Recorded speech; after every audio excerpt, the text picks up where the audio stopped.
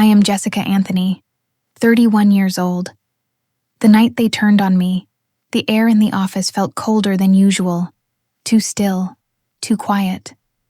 The kind of quiet that warns you something is about to break. I stood under the fluorescent lights, clutching the quarterly report I'd stayed up 3 nights preparing, my fingers trembling not from exhaustion but from disbelief, because right there, in the middle of the conference table, was the same report, only this version was tampered with. Entire sections replaced, numbers altered, and my digital signature forged neatly at the bottom. My boss, Matt Cooper, stood at the head of the table, face hard as granite. "Jessica," he said, holding the pages up for everyone to see.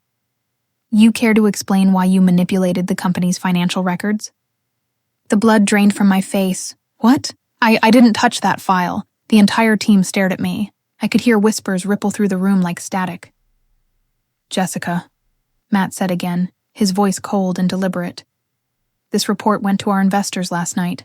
We've lost nearly $250,000 in projected trust. Are you saying it wasn't you?" "Yes," I said, my voice shaking. "Someone changed it. I never..." But before I could finish, Caroline, the senior analyst who sat next to me every day, spoke up. "Matt, I saw her working on that file late Friday. She asked me to leave it open on her system before she went home." I turned to her, stunned. "Caroline, that's not true. I didn't..." She met my eyes with the calmness of a snake before a strike. "I'm sorry, Jessica, but I remember it clearly." The room went silent again, and in that silence, my career, my reputation, started crumbling. Have you ever experienced this kind of betrayal? Share your story in the comments, and subscribe if you believe no one should be treated this way. Matt dropped the papers on the table. "HR will contact you. You're suspended pending investigation." I wanted to scream, to demand they check the security logs, but my words felt heavy, useless. The faces around the table were already made up. Judgment had been passed. I gathered my things slowly, trying not to let them see the tears threatening to fall. Caroline didn't even look at me. I'd trained her, trusted her, even covered for her mistakes. And now she was watching me burn. As I walked past the glass door, the reflection staring back wasn't mine anymore. It was someone stripped bare, humiliated, betrayed, silenced. That night, I sat alone in my apartment, the report still replaying in my head. My laptop screen glowed in the dark, casting faint blue light across the room. I opened the company drive and checked the timestamp. The file had been altered on Saturday morning, a day I hadn't even logged in. Someone had used my credentials. I checked the security access logs, but they were wiped clean. Whoever did it knew exactly what they were doing. I leaned back in my chair, shaking. "Why me?" I whispered. The truth was I knew why. I had been up for a promotion, head of operations, and Caroline had been the other candidate. We'd worked together for 3 years, shared lunches, vented about deadlines, even celebrated birthdays. I thought we were friends, but ambition has teeth, and hers had just sunk deep into my back. 2 days later, HR called me in for a formal meeting. The tone in their email already sounded like a verdict. When I arrived, the HR manager, Linda, smiled politely, the kind of smile people wear when they're about to cut you loose. Matt sat beside her, stone-faced. Caroline wasn't there. "Jessica," Linda began, "thank you for coming. We've reviewed the report and the digital trail. The edits came from your account." "I know," I interrupted. "But someone used my login remotely. There's no way those changes came from me." Linda nodded, tapping her pen. "That's possible, but our IT department couldn't find any breach or external access." My voice broke. "Because the logs were deleted. Please, check the backups, the mirror servers. I swear I didn't..." Matt cut me off. "Enough, Jessica. We can't afford to drag this out. You've been a good employee, but this..." He gestured to the report. "This crosses every line." My eyes burned. "You know me, Matt. I've been here 6 years." He sighed, avoiding my gaze. "I'm sorry. We'll pay out your remaining vacation days. Security will escort you out." Those words hit harder than any insult.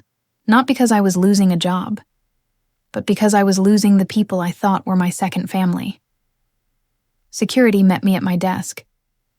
My coworkers watched as I packed my things, whispering, pretending to look busy, too afraid to make eye contact. Someone muttered, "I guess she really did it." I bit the inside of my cheek, forcing myself not to cry. The box in my arms felt heavier than it should have. Inside were years of loyalty, late nights, and memories that now felt tainted. As I stepped into the elevator, Caroline appeared at the end of the hall. She didn't say anything, just smirked, then turned away. That was the moment something inside me hardened. Fine. They wanted to believe I was guilty? Let them. I wouldn't fight them in the open. I'd stay silent. And one day, the truth would crawl back into the light, dragging every one of them with it. That night, I sat by my window, watching the city lights flicker like tiny judgments. My mind replayed every conversation, every shared secret, every late-night project with Caroline. There were clues, small ones, I'd ignored. Times she borrowed my laptop, moments she hovered when I entered my password. I clenched my fists. "You think you've won?" I whispered to the dark. "But I'm still here, and I remember everything. Somewhere deep down, I knew I wouldn't just clear my name. I'd make sure they paid, every single one of them. And when I did, I wouldn't raise my voice. I'd let the truth speak for me." The first week after I was suspended felt like falling into an endless pit. No sound, no footing, just the echo of my own disbelief. Every morning I woke up expecting an email from HR admitting their mistake, or a call from Matt apologizing. But the silence stretched on, cruel and absolute. My apartment became both a cell and a sanctuary. I spent hours scrolling through emails, trying to find proof that I wasn't the one who edited the report. But Caroline had done her job well. The system logs were spotless, the access history erased. Still, something in my gut told me she hadn't worked alone. On the third day, I got a message from a private number. Unknown. "Check your old drafts folder. Someone forgot to delete everything." My heart jumped. I typed back immediately. "Who is this?" No response. I rushed to open my old work email, the one I'd been locked out of officially. But I still had access on my phone. When I opened the drafts folder, my hands went cold. There it was. A half-finished email written from Caroline's account, never sent. "Matt, we'll make the changes tonight after she leaves. Just make sure IT clears the logs by morning. She won't know what hit her." My breath caught in my throat. I reread it over and over, the words blurring together. Matt. He'd been part of it. The man who'd looked me in the eyes and told me he was sorry had been orchestrating my downfall from the start. I leaned back, trembling. Why? Then it hit me, the promotion. Matt had once hinted he might retire soon, and I'd heard rumors that corporate was considering me as his replacement. Maybe he'd decided to cut me out before I could rise too high. But why drag Caroline into it? Unless they were together. I couldn't sleep that night. My mind kept replaying every late meeting, every time Matt stayed behind after hours, and how Caroline was always there too. Their mentorship sessions, the ones they said were about strategy, not chemistry. I'd been too naive to see it. The betrayal cut deeper than I could describe. Have you ever experienced this kind of betrayal? Share your story in the comments, and subscribe if you believe no one should be treated this way. The next morning, I decided to test the waters. I emailed Linda, the HR manager, pretending to ask about my severance paperwork. When she replied, I noticed something strange. Her tone was colder, more formal than before. Per company policy, all information regarding the incident remains confidential pending review. That confirmed it. Word had spread. They'd painted me as the scapegoat, the desperate employee who tried to cook the books to get ahead. By the end of that week, I was persona non grata in the corporate world. 2 job interviews I had scheduled were canceled suddenly. Recruiters stopped replying. Someone was blacklisting me, and I didn't have to guess who. One night, I met up with Nina, an old colleague who'd left the company months earlier. We met at a small diner near downtown, the kind of place where the waitresses called you hon and poured coffee without asking. When I walked in, Nina waved me over. "Jess," she said, her face filled with concern.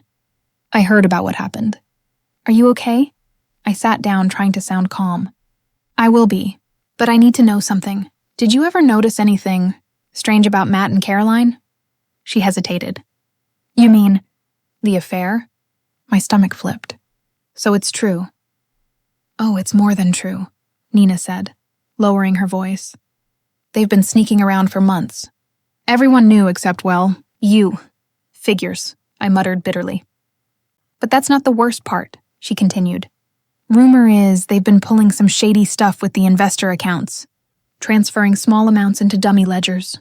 I don't have proof, but—" "Wait," I interrupted, my pulse quickening. "You're saying they were embezzling?" Nina nodded. "Think about it. Who better to frame than the one person who's good enough to uncover it?" My chest tightened. "And they used my file, my login, to cover their tracks." "Exactly," Nina said. "You were a threat, Jess. So they made you look like the criminal."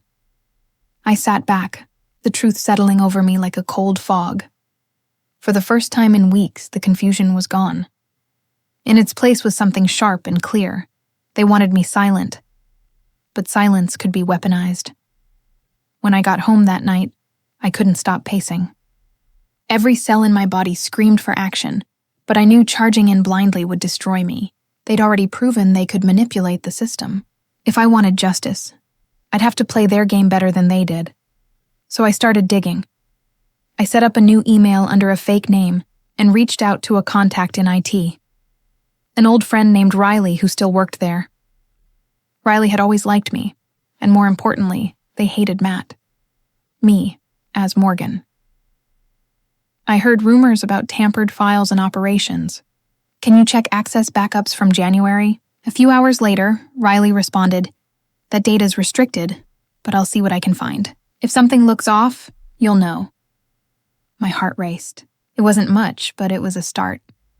Over the next few days, I worked quietly from home, tracking every detail I could recall. The timestamps, the files Caroline had accessed, even the company's old audit logs I'd saved by habit. The more I uncovered, the clearer the pattern became. Every file Caroline had worked on in the past 6 months showed the same fingerprint. Subtle inconsistencies, hidden formulas, delayed uploads. It was all there, hiding in plain sight. And if my theory was right, Matt's personal approval codes were attached to every one of them. I printed everything. A growing pile of evidence I stored in a plain folder marked T for truth. A week later, I got another message from the unknown number that had texted me before. Unknown. "They're starting to suspect you're digging. Be careful, me. Who are you? Unknown. Let's just say I hate them more than you do." I stared at the message, my pulse pounding. Someone on the inside was helping me. Someone who knew what was happening behind those office walls. And for the first time since that night, I didn't feel powerless. The walls that once held whispers about me were about to start whispering for me. Because I had a new plan now, one that didn't require shouting my innocence, just letting their own lies consume them. There's a moment in every betrayal when shock turns into clarity, when the pain sharpens into focus, and you finally see what has to be done. For me, that moment came 2 weeks after my suspension. The world had already moved on. My inbox was quiet. Recruiters who once begged for my resume had stopped calling. My professional reputation was shattered. My name dragged through back channels as a warning. Don't hire her. She's untrustworthy. That morning, I woke up to another message from the unknown number. Unknown. "They're meeting with investors tonight. Private dinner. Same restaurant you used to go for team events." I stared at the screen, heart pounding. The message came out of nowhere, but it fit their pattern. Matt and Caroline always chose that same overpriced rooftop restaurant when they wanted to impress clients. If they were meeting investors, that meant they were still covering tracks. Or worse, setting up a new con. I hesitated for a long time before replying. "Why are you helping me?" Unknown. "Because I was once where you are." Something about those words sent a shiver down my spine. Whoever this was, they knew exactly how betrayal felt. By evening, I was parked across from the restaurant, heart racing, hands gripping the steering wheel. Through the window, I could see Matt and Caroline seated near the balcony, smiling, laughing, pretending to be perfect. I watched them toast their glasses of wine, their confidence dripping like poison. The sight of them made my stomach twist. I whispered to myself, "Enjoy it while you can." Have you ever experienced this kind of betrayal?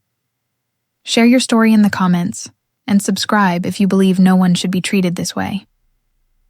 For the first time, I wasn't crying anymore. I wasn't shaking or doubting myself. I was angry, cold, strategic, measured anger. That was the night I decided silence wasn't surrender. It was camouflage. The next morning, I got a call from Riley, my IT contact. "Jess," they whispered, "I found something." I sat upright. "Tell me." "There's a hidden server mirror that wasn't wiped after all. I found backup logs from January through March. Guess what? The financial edits came from Matt's credentials, but someone nested them under your ID." My breath caught. "You can prove that?" Riley exhaled. "I can, but if anyone finds out I accessed those files, I'm done. You didn't get this from me." Understood. They sent me a file labeled internaltrace.pdf. I opened it, and there it was. The smoking gun. Time-stamped server entries showing Matt's login accessing restricted financial data at 2:14 a.m. The exact time my account supposedly made the edits. I printed it out and stared at the page. My pulse steady for the first time in weeks. The proof was right there. Now I just had to figure out how to use it without tipping them off. But revenge isn't clean. It doesn't arrive in neat little packages. The more I uncovered, the messier everything became. That afternoon, Caroline called me. Seeing her name flash on my phone made my blood boil. "Still," I answered. "Jessica," she began, her voice syrupy sweet. "I just wanted to check in. HR told me your case might close soon." I clenched my jaw. "How kind of you to care." "I do care," she said, feigning sympathy. "I mean, this whole thing, it's tragic. You were such a great worker, but sometimes people make mistakes." My voice turned to ice. "You mean like sleeping with your boss and stealing someone else's work?" There was a pause. Then she laughed, low and mocking. "Oh, Jess, you should really let it go. The sooner you move on, the less embarrassing this will be." I felt my heart pounding in my ears. "You'll regret this, Caroline." Her tone hardened. "Don't threaten me." "I don't have to," I said quietly. "The truth already has." I hung up before she could respond. That night, I stared out my apartment window for a long time. The city lights below looked distant, like a world I no longer belonged to. Every part of me wanted to expose them right then and there, but I knew patience was my only weapon. So I made a plan, not one built on anger, but on precision. First, I'd gather enough evidence to prove not only my innocence, but their guilt. Then I'd deliver it where it mattered, not to HR, not to corporate, but directly to the investors whose money they'd stolen. Let the people with power decide what betrayal costs. The next few days were a blur of research, late nights, and whispered calls with Riley. They sent me more logs, enough to build a digital trail connecting Matt and Caroline's accounts to the missing funds. Still, I needed something irrefutable. A confession, or at least something they couldn't twist, and that's when fate handed me one. On Friday afternoon, I got another message from the unknown number. Unknown. Check the storage server. Folder marked Archive 2022. I hesitated only a moment before connecting to the company's remote server through my old VPN credentials. My hands trembled as I navigated the directories.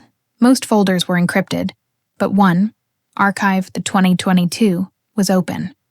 Inside were dozens of old meeting recordings. I scrolled until I found one labeled Private MG Finances Jan 13. When I played it, I froze. Matt's voice filled my headphones. "Caroline, if we reroute the quarterly fund this way, it'll look like a clerical error. By the time accounting catches it, we'll already have covered it." Caroline replied, laughing softly. And Jessica? Don't worry about her. She's meticulous but predictable. We'll leave her trail clean and make her the fall guy if it goes south. I pressed pause, my entire body trembling. I'd just heard my own professional execution planned like a business transaction. For a moment, I couldn't breathe. Then the shock melted into fury. Not the blind kind, but the kind that sharpens into purpose. By midnight, I had a copy of the audio file, the server logs, and every digital record Riley had sent me. I organized them into a single encrypted folder labeled Phoenix, because that's what I was now. Not a victim. Not a scapegoat, but something rising out of the ashes. The next morning, I woke before sunrise, brewed a cup of coffee, and opened my laptop. I drafted an anonymous email to the company's top investors, attaching the file with a short message. If you want to know where your money went, listen closely. Justice lives in the details. Then I hit send. For a long time, I just sat there staring at the screen. I didn't know what would happen next, but I knew one thing for sure. The silence that once buried me was about to become the loudest sound in their world. When you press send on something that can destroy lives, there's no taking it back. The email I sent to the investors felt like a silent explosion. No noise, no flash, just the steady knowledge that the world I'd known was about to burn. The next morning, I woke with a knot in my stomach. I half expected police at my door, or maybe a furious call from Matt. But all I got was silence. A heavy, waiting kind of silence. By noon, it broke. My phone buzzed nonstop. Calls from unknown numbers, emails with subject lines screaming urgent and confidential. I didn't answer any of them. I just watched as the chaos began to unfold. By late afternoon, the news hit the company intranet. Investor audit initiated. All financial records under review. I could almost see Matt's face when he read it, the calm confidence cracking, the fake charm slipping. I imagined Caroline pacing behind him, panic in her eyes. They had no idea the audit came from me. Have you ever experienced this kind of betrayal? Share your story in the comments, and subscribe if you believe no one should be treated this way. That evening, I sat on my couch staring at my reflection in the dark TV screen. For a moment, I felt victorious. Then the doubt crept in. What if they found out it was me? What if the investors didn't believe the evidence? What if I'd just declared war on people who had everything to lose and nothing to fear? By midnight, sleep was impossible. I wandered into the kitchen, poured myself a glass of water, and replayed the audio clip on my phone. Matt's voice filled the silence again, smooth, confident, and utterly remorseless. She's predictable. We'll make her the fall guy. That line haunted me most. Not because of what he said, but because he was right. At least back then. I had been predictable, trusting, obedient. Easy to corner, but not anymore. The next day, Riley texted me. Riley. Big storm inside HQ. Heard Matt's office was raided by the board. Investors came down hard, me. And Caroline? Riley. Crying in HR. They're digging into her expense reports. It's ugly. I let the phone rest in my lap, breathing slow. I should have felt satisfied. But instead, I felt something else. Fear. Because in every story like this, the people with power don't go quietly. By the end of the week, the investigation was official company-wide news. Every employee had been called in for questioning. I wasn't, of course. They still considered me terminated. But the gossip reached me through old colleagues and anonymous messages. Matt had claimed he was set up. Caroline backed his story, insisting I'd hacked their accounts after being fired. They'd turned their panic into another lie, one big enough to bury me all over again. And the terrifying part? People were starting to believe it. One afternoon, while scrolling through LinkedIn, I found a post by a former coworker. It's always the ones who seem the nicest who end up being the most dangerous. Sad to see good leaders ruined by jealousy. Good leaders. That's what they called them. My heart pounded. I wanted to comment, to scream, to post every shred of evidence I had. But I couldn't. Not yet. The truth had to unfold on its own. If I forced it, they'd twist it again. So I stayed silent, even when the world painted me the villain. That silence came at a cost. Friends stopped calling. My landlord hinted at raising the rent. Even the grocery clerk who used to smile at me looked away when I paid. Somehow the story had bled into my neighborhood. People whispered when they saw me. It's a special kind of isolation. The one that comes when everyone believes the worst version of you. I'd thought loneliness was crying in an empty apartment. But true loneliness is hearing your own name and realizing it's become a warning. A week later, the call came. I almost didn't answer, but something in me said I should. "Jessica Anthony?" a formal voice said. "This is Detective Marla Jensen, Financial Crimes Division. We'd like to ask you a few questions about your former employer." My throat tightened. "Am I in trouble?" "Not at all. In fact," she said, "it seems your evidence was helpful." My knees almost gave out. "So you know?"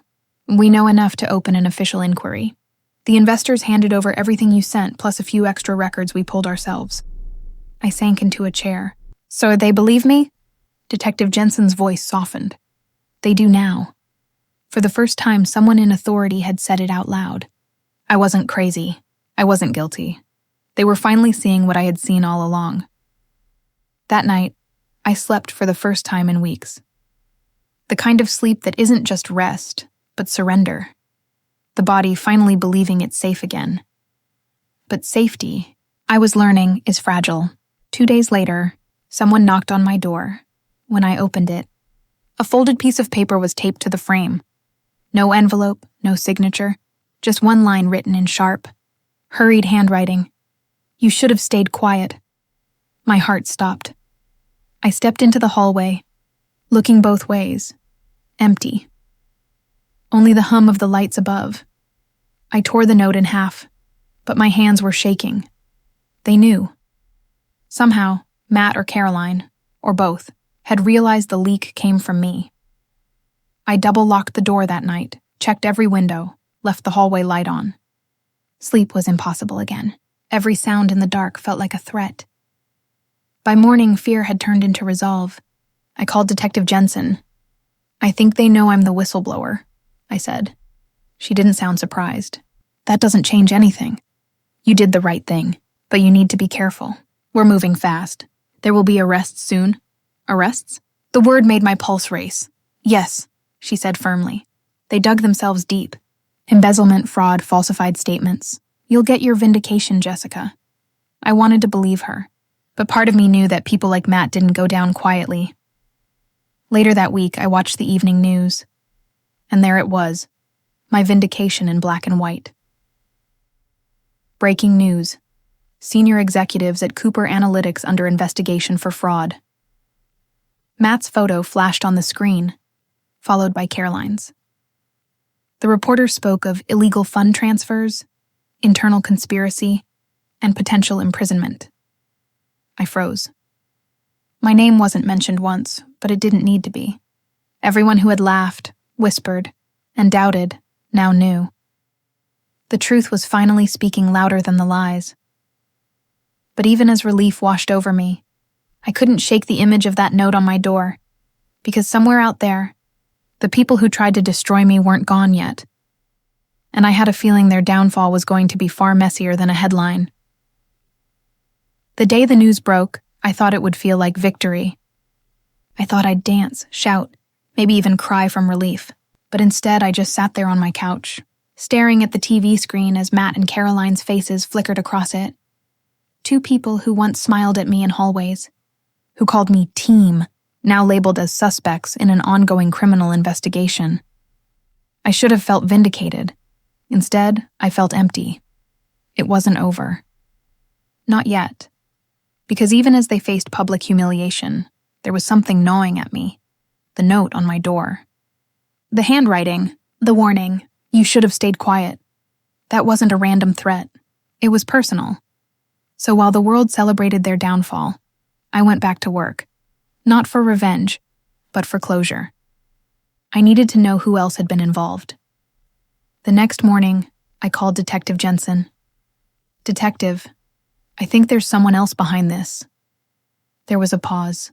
"Jessica, we already have enough evidence against Cooper and Reynolds. What makes you think there's another player?" "The note," I said. and the fact that everything happened too cleanly. The logs were wiped, the digital signatures forged. That's not Caroline's level of skill. She's cunning, but she's sloppy, Jensen exhaled. You're not wrong. The IT team found traces of another system access during the cover-up. It came from an external contractor. My stomach tightened. Who? That's what we're finding out. But Jessica, her voice softened. You've done enough. Let us handle the rest. I wanted to believe that. I wanted to step back and let the system finish what I started. But I couldn't. I'd trusted people to protect me before. And look how that turned out. That night, I went back through my files, combing every log, every timestamp, every hidden cache. Then I found it. A small detail I'd missed before. One of the login entries from the fake report showed a secondary IP tag, one that didn't belong to company servers. It was traced back to an outside vendor called Harper IT Consulting. I froze. I remembered that name. They weren't just contractors. They were the firm Matt used whenever he wanted something off the record. If someone from that firm helped alter my credentials, then Caroline and Matt weren't the only ones guilty. There was a third conspirator, one who'd stayed invisible. The next morning, I met Nina for coffee. She was the only person I still trusted. I need your help, I said. Nina raised an eyebrow. I thought this was over. So did I. But there's someone else, a tech consultant. I need to find out who they are, she leaned in. You're walking a fine line, Jess. These people already came after you once. I'm not scared anymore, I said quietly. I'm angry. Nina studied me for a moment, then nodded. All right, give me the name. Within hours, she sent me an address. Harper IT Consulting. They work out of a co-op space downtown. Small team. I checked their contracts. Guess who their last client was? Cooper Analytics, I said. Bingo. That evening, I drove to the address. It was a modest building tucked between two warehouses. Quiet, unassuming, forgettable. Inside, a single light flickered from one of the offices. I could see a man hunched over a computer through the glass. Early 40s, thick glasses, distracted expression. I knocked. He looked up, startled. Can I help you? I'm looking for Ethan Harper, he frowned. That's me. Do I know you? I stepped closer. You might. I'm Jessica Anthony. Recognition flashed across his face, followed quickly by panic. Look, I don't know what you think. You helped them, I said sharply. You wiped the logs. You forged my credentials. He stood defensive. You have no proof. I have everything, I lied. And the police are about to subpoena your company, so maybe start talking before you end up next to them in handcuffs. He hesitated, his jaw tightening. You don't understand. It wasn't personal. Matt paid me. Said you were stealing company data. He wanted a clean trail. I swallowed hard. And you didn't think to question it. I needed the money, he said quietly. And when I realized what they'd done, it was too late. Too late? I echoed. He rubbed his temples. They told me if I ever talked, they'd ruin me. I already lost one contract because of that mess. I crossed my arms. Then help me fix it. He looked up, guilt clouding his eyes. What do you want? I want a sworn statement. You confirm what you just told me, and I'll make sure the police know you cooperated. He hesitated, then nodded slowly. Give me 24 hours. When I left the building, my hands were trembling, but not from fear. For the first time, I could see the end. The full truth was coming together piece by piece, like stitching a wound closed. That night, I forwarded Jensen the details of the Harper firm. She didn't reply right away, but the next morning she called. Jessica, you were right. We found payments from Cooper's personal account to Harper IT. Looks like hush money for falsifying access records. I exhaled shakily. So it's over? Almost, she said. We're filing additional charges. You'll likely be called to testify. I hung up and sank into my couch. A strange mix of exhaustion and relief washing over me. It was finally happening. Not just revenge, but truth. A week later, I received an email from Ethan Harper. Attached was a signed affidavit detailing every illegal action he'd taken at Matt's request. It was dated, stamped, and ready for the court. When I read it, my eyes filled with tears, not because I pitied him, but because that single document finally made me free. All the whispers, all the humiliation, all the sleepless nights, they couldn't touch me anymore. For the first time, I didn't have to defend myself. The facts would do it for me. That evening, I walked by the river, the same place I used to sit during my darkest days. The water glimmered in the fading sunlight. I closed my eyes and took a deep breath, the sound of the city fading behind me. I whispered to myself, "You made it this far. Don't stop now, because truth isn't just found, and it's fought for, piece by piece, until it becomes impossible to ignore." And now, the people who built their empire on lies were about to face the one thing they never thought they'd meet: consequences. The morning after Ethan sent me his affidavit, I printed it out and placed it on my desk. The pages trembled slightly under my fingers, but not from fear. This was power, the kind that came not from anger, but from truth. For the first time in months, I didn't wake up feeling like a victim. I woke up with purpose. Ethan's statement had filled in the last missing piece. It confirmed what I'd known all along. Matt and Caroline hadn't just tried to ruin me. They'd stolen hundreds of thousands from the company, covered their tracks, and used my reputation as camouflage. Now, I wasn't just going to clear my name, I was going to make sure they never did this to anyone else again. Detective Jensen called that afternoon. "Jessica," she said, "we've presented the affidavit to the district attorney. The case is moving fast, but we need one final piece, the chain of evidence. The emails, the access logs, anything that ties the payments to Cooper personally." I smiled faintly. "I've got that." "You do?"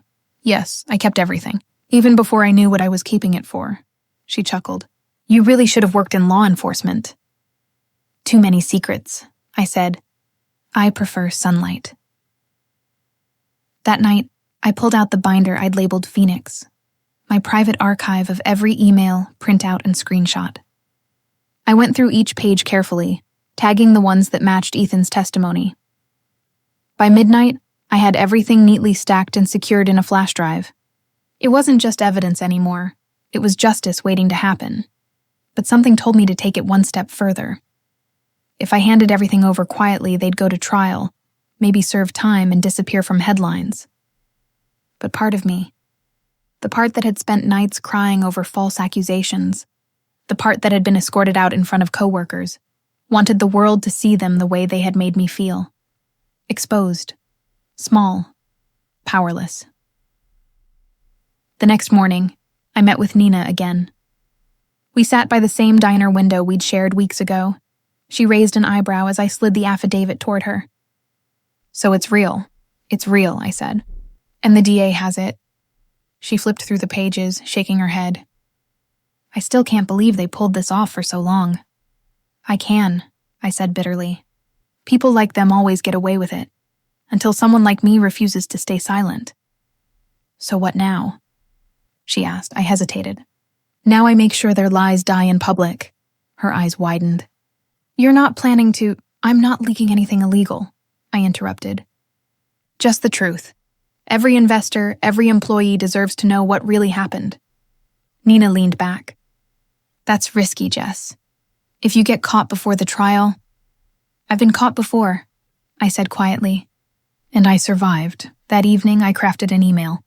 Simple, clear, factual. "To all Cooper Analytics employees and investors, you deserve to know the truth. Attached are the verified court documents and internal logs proving that Matt Cooper and Caroline Reynolds falsified financial data, embezzled funds, and used a colleague as a scapegoat to cover their crimes. This isn't rumor. This is evidence. Silence allowed corruption to thrive once. Let's not repeat that mistake." A former employee who refused to stay quiet. I attached the affidavit, the audit results, and Ethan's corroborating evidence. My finger hovered over the send button for a long time. I thought about that night in the conference room. Matt's cold voice, Caroline's calculated smirk, the whispers that followed me out the door. Then I pressed send. The fallout was instant. By morning, my phone was blowing up. Dozens of messages, notifications, and calls flooded in. People who hadn't spoken to me in months were suddenly desperate to apologize. One text from an old coworker read, "Jessica, I'm so sorry. We all saw the documents. None of us knew." "You didn't deserve any of this," I didn't reply. "I didn't need to." Then came the headline, "Scandal at Cooper Analytics deepens. Internal whistleblower reveals new evidence." The article quoted anonymous employee reactions, investor outrage, and official statements from the board. By afternoon, Caroline's resignation letter went public, followed by confirmation that Matt had been taken into custody for questioning. I watched it unfold from my apartment window, the city glowing beneath me. I thought about how far I'd come, from being escorted out in humiliation to sitting here, quietly watching justice take shape. But the real victory came later that night. At 9:43 p.m., my phone buzzed. Unknown number. I hesitated before answering. "Jessica," a familiar voice said. Low, shaky, defeated. It was Matt. "What do you want?" I asked. "I just wanted to say you win," he said. "I never thought you'd actually fight back." "You never thought I could," I replied. He let out a bitter laugh. "You've ruined me." "No," I said calmly. "You ruined yourself the day you decided my silence was guaranteed." There was a pause. Then softly he said, "You sound proud of yourself." "I'm not proud," I said. "I'm free." Then I hung up. I didn't realize how much tension I'd been carrying until that moment. My hands were shaking, not from fear, but release. It was over. The battle, the waiting, the doubt. The truth had done what vengeance never could. It restored my peace. But just as I was about to put my phone away, another message came through. Unknown. "They're not done yet." My stomach flipped. Me. "Who is this?" No answer. Then another text followed. "You think Cooper and Reynolds acted alone? Look deeper. The board signed off on their transfers." I froze. Could that be true? It made sense. Those transfers were too large to go unnoticed. Someone at the top had to have approved them. The fire that had started to cool inside me reignited. Maybe this wasn't the end after all. Maybe I'd only torn off the first layer of corruption, and if the board really was involved, then I was about to step into something far bigger than I ever imagined. That night, I stood by my window again, staring at the skyline. Somewhere out there, people were already rewriting their stories, pretending they didn't know, shifting blame, saving face. But I wasn't that naive woman anymore, baking cupcakes for people who would stab me in the back. I was Jessica Anthony, the woman they framed, silenced, and underestimated. And now I knew the truth. Silence wasn't my weakness. It was my weapon, because I'd learned exactly how to set a trap, and I wasn't done catching snakes yet. The morning after Matt's call, I woke up to a different kind of silence, the calm before another storm. The air in my apartment felt heavy, like the city itself was holding its breath. I poured myself a cup of coffee, but my hands trembled as I lifted it. That last message from the unknown number haunted me. The board signed off on their transfers. I'd thought I'd reached the end of the maze, that exposing Matt and Caroline would bring closure. But that message was like discovering there was another door, locked behind the one I'd just broken through. If the board was complicit, then the entire company had been built on deceit. I couldn't ignore it. Not after everything they'd done to me. I called Detective Jensen first. "Detective," I began carefully, "what happens if evidence shows that the fraud went higher than Matt Cooper?" She hesitated. "Jessica, I'm not sure what you mean." I said, lowering my voice. "What if someone on the board approved those fund transfers?" There was a long pause. "That's a serious claim."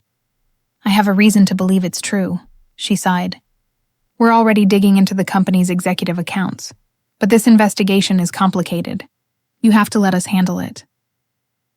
"I can't just sit here again," I said, frustration bubbling in my chest. That's what they're counting on, me staying quiet. "Jessica," she said gently, "you've already done more than anyone expected. You brought down 2 high-level executives, let the process work, but I couldn't. I'd seen what process meant. It meant people like me taking the fall while the ones in suits rewrote history. So, as soon as the call ended, I opened my laptop again. I dug through old emails, archived meeting notes, budget sheets, anything that might connect the board to Matt's actions. For hours, I found nothing, just standard approvals, signatures, and polite corporate nonsense, until one email caught my eye. It was dated 2 months before my suspension. The sender, Marjorie L. Hall, the company's chief financial officer. The message was short and cryptic. Matt, confirming your request for discretionary fund redistribution.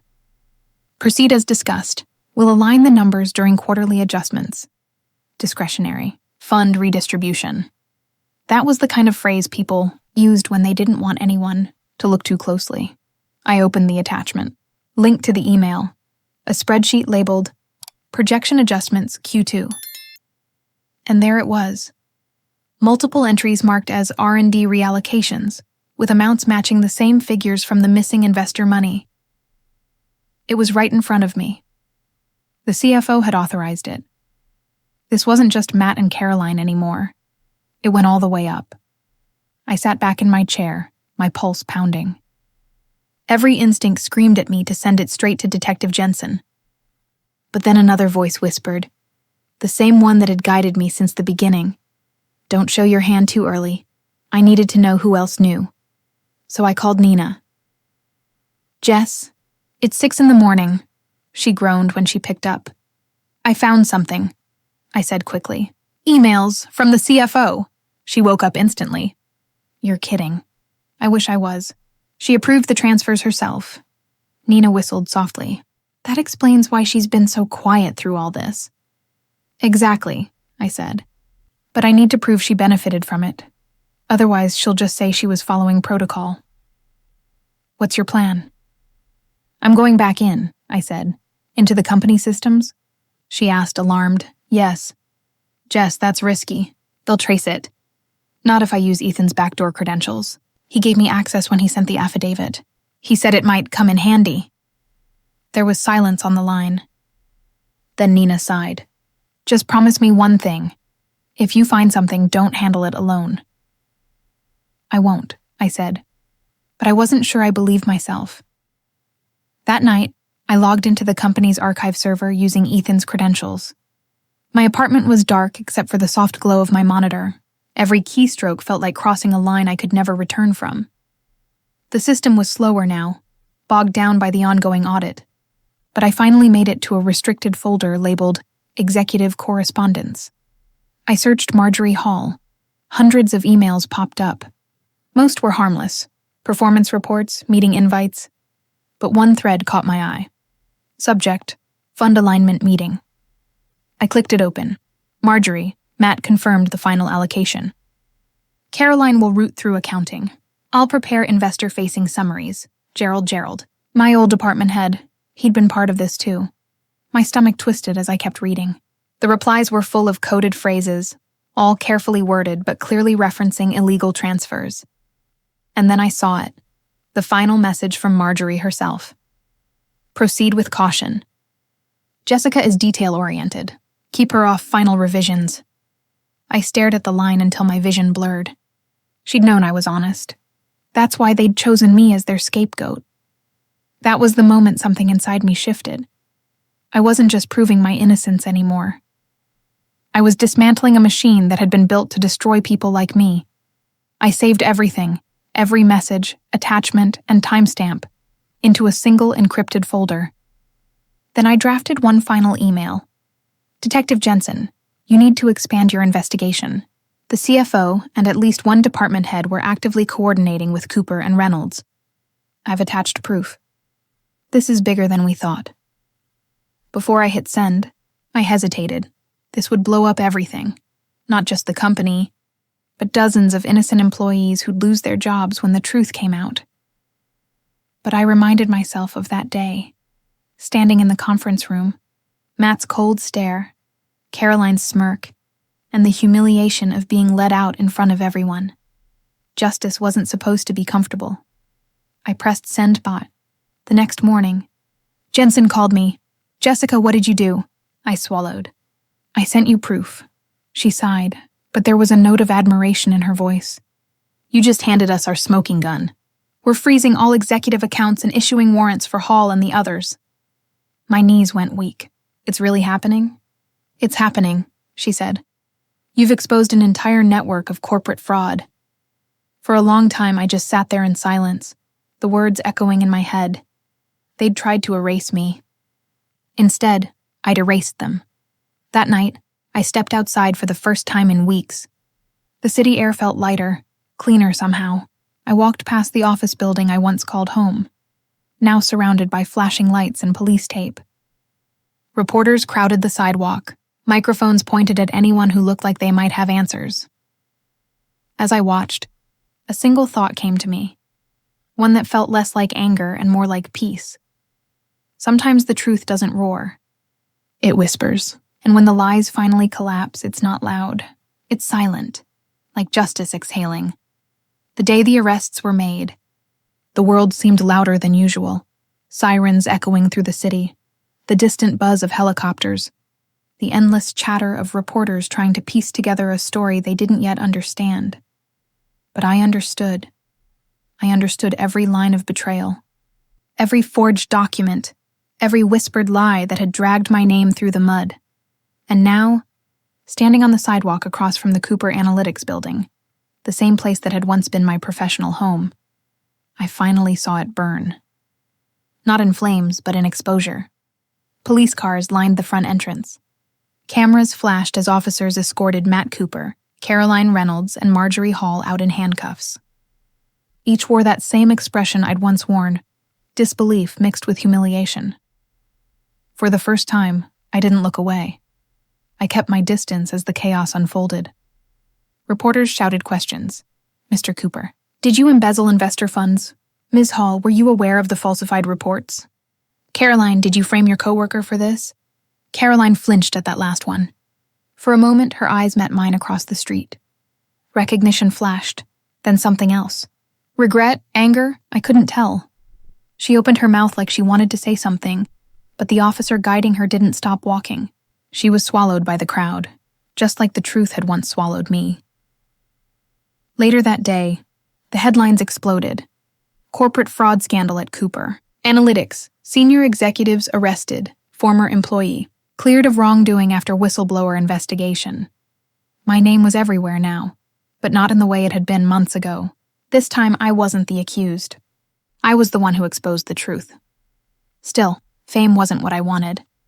I didn't want a trend, or to be a symbol. I just wanted peace. The kind that didn't vanish when I turned off the lights at night. But peace has a price, and mine was finally being paid. Detective Jensen called that evening. Her tone was different this time, lighter. Jessica, she said, you might want to watch the 6 o'clock press conference. Why? The DA's office is giving you public credit for your evidence. I froze. They're naming me? Yes, she said. You were the whistleblower. They want the world to know. I wasn't sure how to feel. Vindicated? Exposed? Maybe both. Thank you, I said softly, for believing me when no one else did. She smiled through the phone. No, Jessica. Thank you for not giving up. At 6 sharp, I sat on my couch, TV remote in hand. The district attorney stood before a wall of microphones, the Cooper Analytics logo faintly visible behind him. Today, he said, justice begins for the employees and investors who were betrayed by those they trusted. This case would not have been possible without the courage of one individual, Jessica Anthony, whose evidence and persistence exposed an organized fraud scheme within the company's executive ranks. Hearing my name like that, out loud, in a room full of reporters, made my chest tighten. For so long I'd been afraid to speak. Now my silence had become power. He continued. Ms. Anthony faced false accusations, professional ruin, and personal hardship. But her decision to stand up, even after losing everything, is a reminder that integrity always finds its way to the surface. I didn't cry. I just sat there, hands folded, letting the words wash over me, because the truth wasn't loud. It didn't need to be. It just needed time. The next few days were a blur. My phone never stopped buzzing.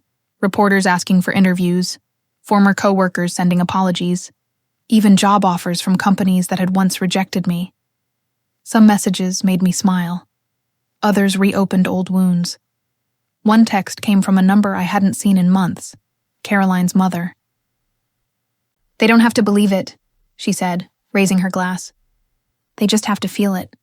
And trust me, they will." We toasted in silence. For the first time, laughter didn't feel forced. It felt earned. But even as things calmed down, I couldn't shake the feeling that something was still unfinished. One morning, I walked past the courthouse and saw a line of reporters waiting for the preliminary hearing. Through the crowd, I spotted Matt being escorted inside. He looked older, thinner, his arrogance stripped away. When he saw me standing at the edge of the sidewalk, his steps faltered. "Jessica," he said quietly, before the guards pushed him forward. "I never thought it would end like this." I didn't answer. I didn't need to, because the truth was, I had thought about this ending every single day. Watching him disappear into the courthouse doors, I realized something. I didn't hate him anymore. He'd already destroyed himself long before the police ever showed up. A week later, the verdict came for the preliminary charges: fraud, falsifying documents, conspiracy. All 3 executives were denied bail. That night, I drove to the pier, the same place I'd once gone to cry after losing my job. The waves hit the wooden post below, rhythmic and calm, as if the ocean itself was trying to remind me that storms always pass. I thought about that scared version of me who'd stood in front of Matt's desk, being accused of a crime she didn't commit. I wanted to tell her, "Hold on. The truth will win.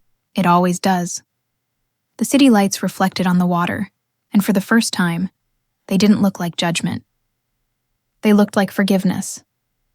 When I got home, there was one last message waiting for me. Unknown. "You did it." I smiled faintly and typed back, "Me. Who are you, really?" This time they replied, "Unknown. A friend from the inside. Let's just say I couldn't stand watching them destroy another good person." I stared at the message for a long time, warmth blooming in my chest. Whoever they were, they'd been the spark that helped me fight back. "Me. Thank you." Unknown. "No, Jessica. Thank you. You reminded people like me that silence isn't safety, it's surrender." And with that, the chat ended. As I closed my laptop and looked around my quiet apartment, it hit me. I was finally free, not just from the lies or the fear or the sleepless nights, but from the version of myself who needed everyone to believe her to feel whole. I didn't need validation anymore. I had truth. And that was enough. Justice, I learned, doesn't come with applause. It doesn't arrive with flowers or fireworks or a voice telling you, "You've made it." It comes quietly, like a tide washing over a battlefield after the fight is done, cleaning the blood, but leaving behind the scars. After the trial ended, my name was cleared publicly. The DA confirmed in court records that I'd been framed, that I was innocent of all wrongdoing, and that my evidence had been instrumental in dismantling one of the biggest fraud schemes in Cooper Analytics history. It should have been everything I'd ever wanted, but when the gavel came down for the final time, I didn't feel joy, I felt empty, because justice doesn't undo the years of trust you lose. It doesn't erase the looks, the whispers, the nights you cried so hard your chest hurt. It just gives you space. Space to decide what comes next. In the weeks that followed, I tried to live normally again. I deleted hundreds of old emails, blocked numbers that wouldn't stop calling, and finally returned the box of office belongings I'd left sealed in my hallway. The coffee mug, the planner with my name embossed in gold, the photo of my old team at the company retreat. I looked at that photo for a long time before throwing it away. Because the woman smiling in that picture, she didn't exist anymore. Nina kept me grounded. She'd visit every few days, always bringing something comforting. Pastries, stories, laughter. "Everyone's talking about you," she said one morning over pancakes.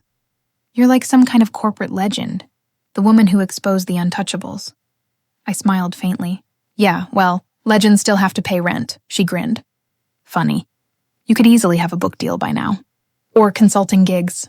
You're a walking lesson in ethics. Maybe, I said softly, but I'm not sure I want to relive it. She gave me a knowing look. You already do. Every time you look over your shoulder. She wasn't wrong. Even now, months later, I still jumped when I heard footsteps behind me. I still double-checked my locks at night. Healing doesn't come in one big wave. It drips, slow and uneven, like water from a cracked faucet. Have you ever experienced this kind of betrayal? Share your story in the comments. And subscribe if you believe no one should be treated this way. One afternoon, I got a letter in the mail. Official looking, sealed with the state insignia. My stomach tightened as I opened it. It was a formal statement. The court had ordered restitution. Cooper, Reynolds, and Hall were required to pay me a compensation amount for damages, defamation, and emotional distress. I stared at the figure printed at the bottom. 6 digits. Enough to rebuild my life 10 times over. But that wasn't what made me tremble. It was the note handwritten at the bottom in neat, slanted script. I'm sorry. Caroline Reynolds for a long time. I just stood there, the paper shaking in my hand. I didn't know what to feel. Anger, pity, relief. Maybe all of it. That night, I sat by my window, the city lights flickering in the distance. I whispered her name, Caroline, as if saying it out loud might release it from my system. She'd made a choice that destroyed both of us. But part of me wondered if she'd started as a villain, or if she'd just been desperate, afraid to lose Matt's approval. The promotion, the illusion of power. Sometimes, the difference between the betrayer and the betrayed is just timing.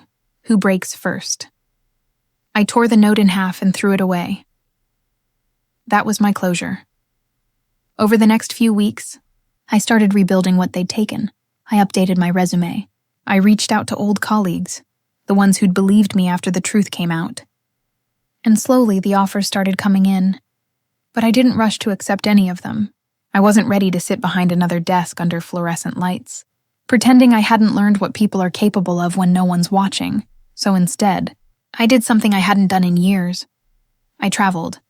I packed a small suitcase, bought a bus ticket and headed west. No destination in mind. For the first time, I didn't have to explain myself to anyone. The road was quiet, the kind of quiet that feels earned. Somewhere in Colorado, I stopped at a small diner. It was late, almost closing time. The waitress was cleaning tables, humming softly to herself. She smiled when I sat down. Long day? Long few years, I said with a faint laugh. She poured me coffee and said, well, whatever you've been through, you're still standing. That's something. Her words hit harder than she knew, because that was exactly it. I was still standing.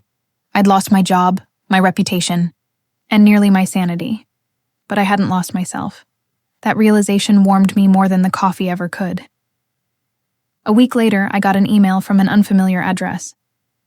The subject line read, Invitation, Corporate Ethics Panel. They wanted me to speak.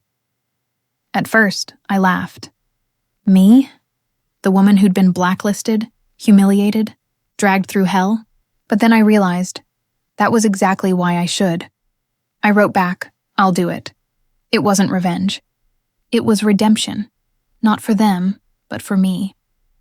The day of the event, I stood backstage, staring out at a small audience of executives, students, and professionals.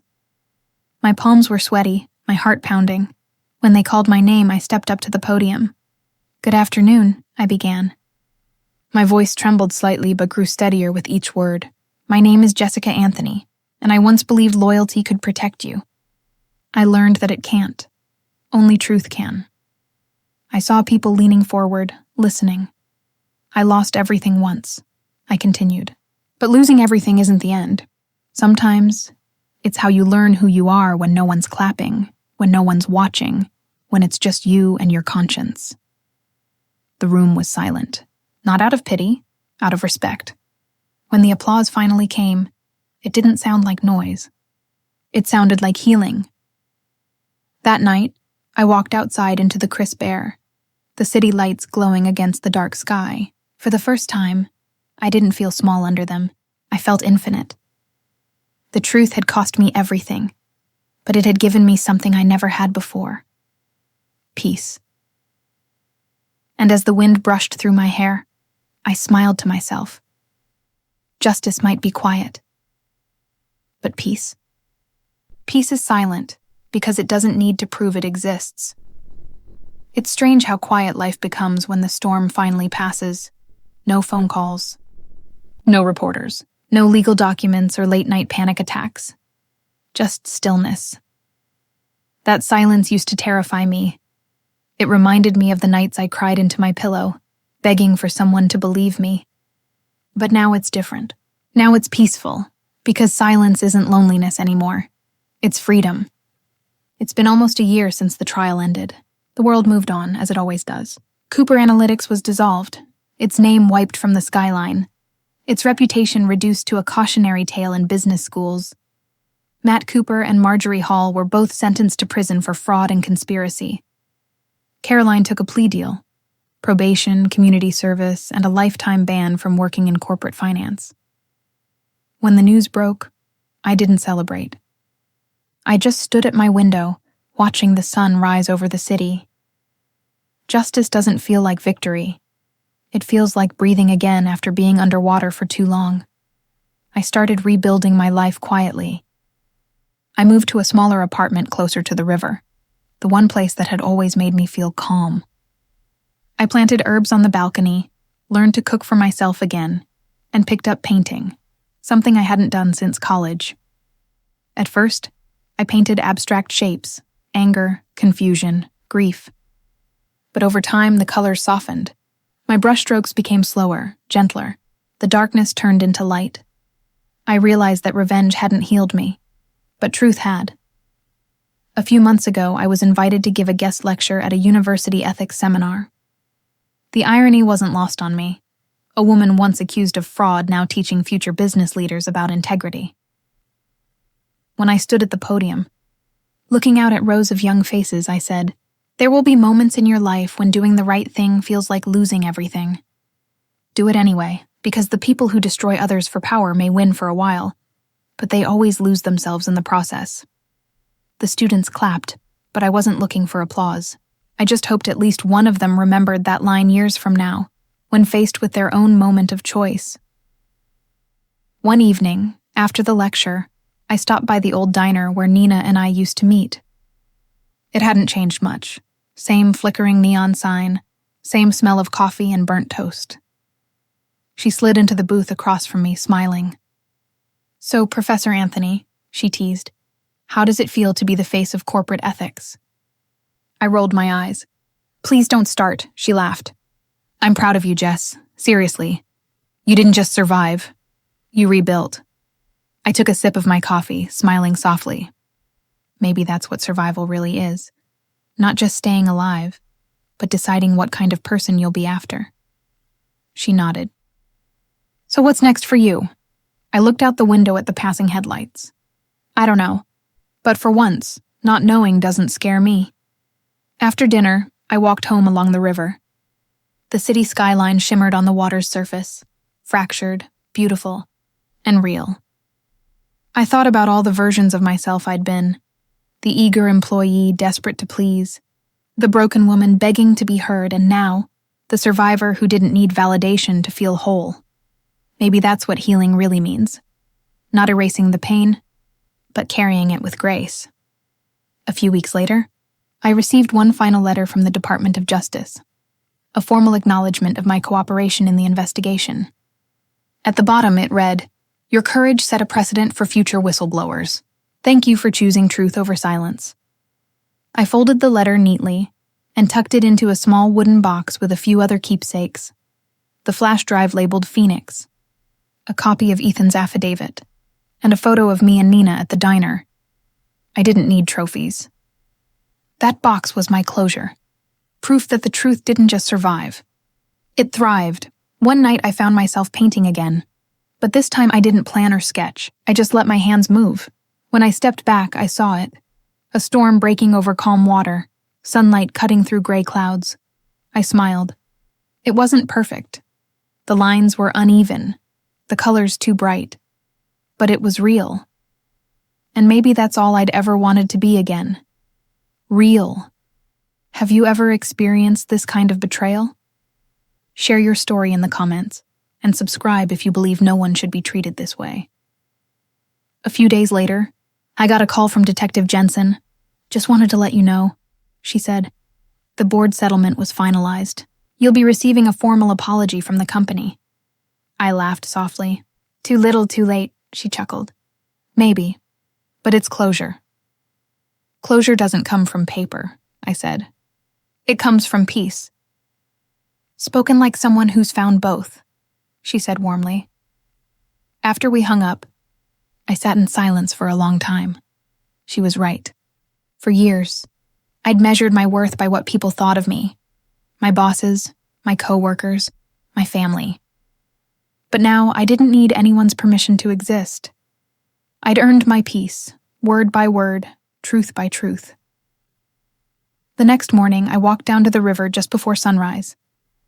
The sky was painted in streaks of pink and gold, the water glimmering like liquid glass.